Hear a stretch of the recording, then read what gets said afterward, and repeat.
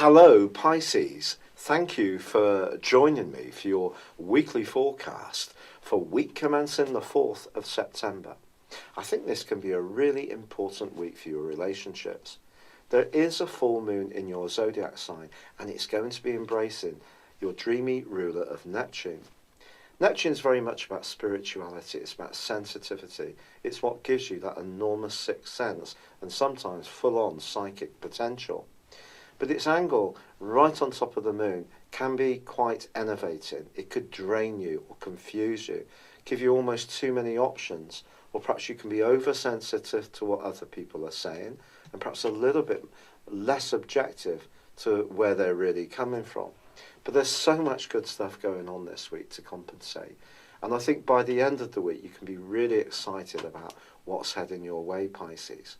The journey really begins on Tuesday, when Mercury, the planet of communication, which has been twisting backwards in the most precise part of your scope, starts to go forwards. If things have been a bit brittle recently, and someone's been a bit nitpicky around you, or perhaps you yourself have not felt quite so relaxed, that may explain why. But also on the same day, Mars enters your sector of relating. Now Mars is about it's about instant desire and gratification.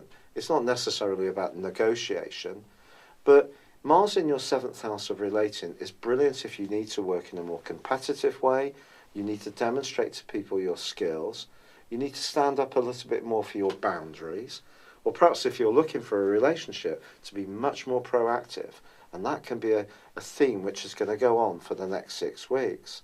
So that change is very helpful to you too.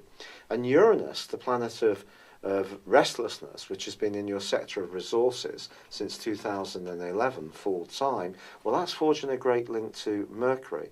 So what last week seemed very irritating can be this week's opportunity if you can think on your feet and be very flexible and open-minded in your approach, particularly to work opportunities and practicalities.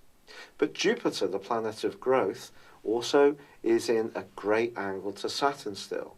So something you've been working on patiently and very, very diligently for some time, that can start to shape up even more, hopefully, for you. Now, as I've mentioned, there is the full moon in your sign on Wednesday. This can make you think very carefully about your relationships. And if there is one that isn't working very well for you, there could be a temptation to finish it completely. Venus, the planet of relating, is still in a practical area, and it too is linking with Neptune.